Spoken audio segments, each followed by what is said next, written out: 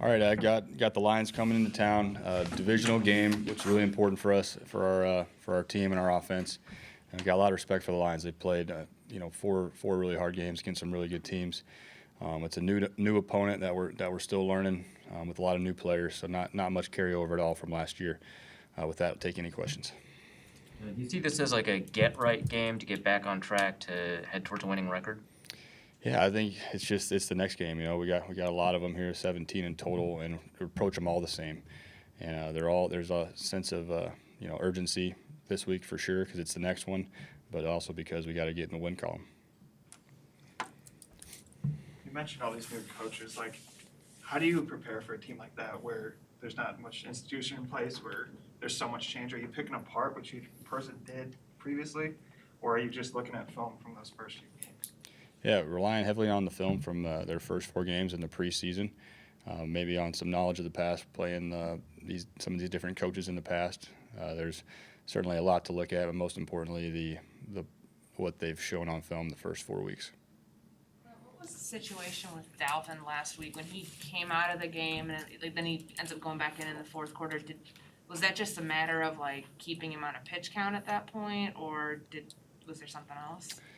No, I think Dalvin was feeling a little sore, and we were just kind of monitoring him. Didn't want to put him out there injured, and he, to his credit, he came back at the end of the game and really wanted to come play and help us win, and did a great job. So it just speaks to his toughness. He said he's not 100% yet, but he doesn't feel like he's getting worse. So like, how do you manage that, knowing like, well, we want him out there, but it's a long season. Yeah, it's a really fair question, and just going to rely heavily on Eric Sugarman, relying on Dalvin. Obviously we don't want to put him in a bad situation. We want to be smart with him. Never want to put him out there if he can injure himself more. But I would just say that Dalvin is always ready to go, and always ready to help the team, regardless of his health status. So we just got to rely heavily on the trainers. How does it change your play calls if going into a drive, hey, we're resting Dalvin this drive? Madison has done a really good job in his place, and we have a lot of confidence in Amir. And sooner or later we'll be getting Kane back here soon. So I think we rely on all of our backs to do those tough jobs. Certainly, miss Dalvin's production, but we have a lot of confidence in the guys behind him picking up the slack. Glenn, what have you thought of Christian Darrisaw's progress here in practice the last couple of weeks? Yeah, I've been pleased with Christian. I think he's number one, been working really hard. He's been putting in a lot of hours in the training room, kind of away from the coach's eyes, and you can see that's paid off for him being able to stack some days in practice. He's getting a lot of reps. We've been smart with him, but we're starting to ramp it up a little bit more and more every day. But I certainly am pleased with his progress. For a guy in his shoes, I guess, if and when he does play, would you want to, kind of ease him in and maybe rotate a drive here and there, or if and when he's ready, he's the guy and he's going to get every snap? Yeah, I think when that time comes, we'll have a specific plan. As of right now, really just trying to get him into football shape, get his conditioning level up, his football conditioning, because you can't do that without just going out and doing it and practicing. So just making sure we give him a solid foundation, so when that time comes, he's able to be at his best. From the outside, Madison, I'm not an expert. Madison looks like a different back than Dalvin, obviously. So I'm wondering do you just plug him in and do the same things that you were doing with Dalvin, or is it a different ball game in terms of? Yeah, we know our guys. We know what they do well. We definitely want to give them runs that they're most successful at. But we're not making wholesale changes based on the back. So I think both those guys give us a great opportunity to win, and I'm really pleased with Madison. Wish I would have got him some more production last week, but I know he's up for the challenge for this one. Clint, how hard is it? Like the first drive was awesome. Last few weeks, guys go down and score three weeks in a row, and then when you're in those situations in the second half where doesn't feel like you can get anything going, like how as a play caller do you try to work yourself out of not getting into a rut in that point? Yeah, definitely not fun to get not to have some production there in those second halves especially, but just relying on the players and the coaches. We got to come up with some answers and get our guys started. So I didn't do good enough job of that against Cleveland, and we got a new opportunity this week, so another chance to get back and do some more things in that second half. But I think it all comes down to we got to be better across the board as coaches, as players. We're all in this thing together.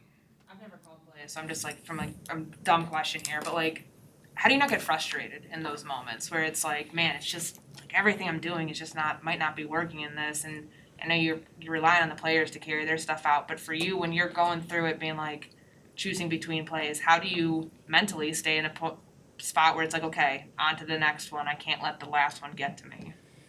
Yeah, that is such a fair question. The humanity up there of when things are frustrating, it's definitely not ideal. But I rely really heavily on our assistant coaches, and they do a great job of communicating with me on things that we can get to. And you can't get frustrated. You just got to live in the moment and go to the next play, which is very cliche, but you just got to keep firing out, and you got to find something that works, and then you get a few first downs, and things start to snowball in a positive way. So it's all about, finding that first down.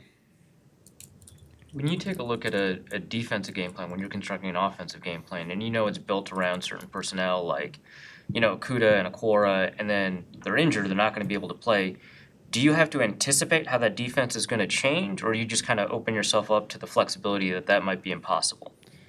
Yeah, I think we've got to study the guys behind them that could play in their place, and I think we're watching. Don't have a whole lot of film to go off of, but we're going off of what we know from 4 games and a preseason, and sticking with that structure regardless of what jersey's in there. We got to go block that structure. So I don't think it changes a whole lot.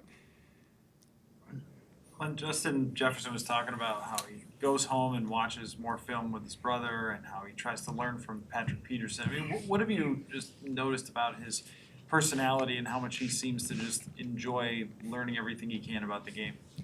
Yeah, it's just a really infectious, positive personality. He's a great teammate, and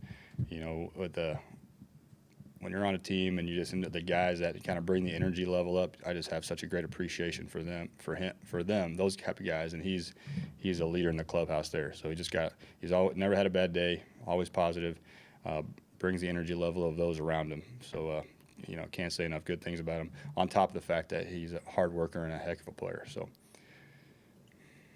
But his seems to have an appreciation for just like learning about X's and O's, understanding defenses. It seems to excite him to even talk about it with us at times. I mean, I guess, how does that help a receiver when they have that extra level of, I guess, joy for the study of the game? Yeah, well, you can't fake passion, and I think to his counterpart, Adam Thielen, that's another guy that just loves football, and they're always trying to find ways to get better and improve their game, and they don't just rely on their coaches to get them better, the trainers, that they're taking an active role in their own development. So him and JJ, Adam and JJ are, they definitely have that high football character that you're looking for.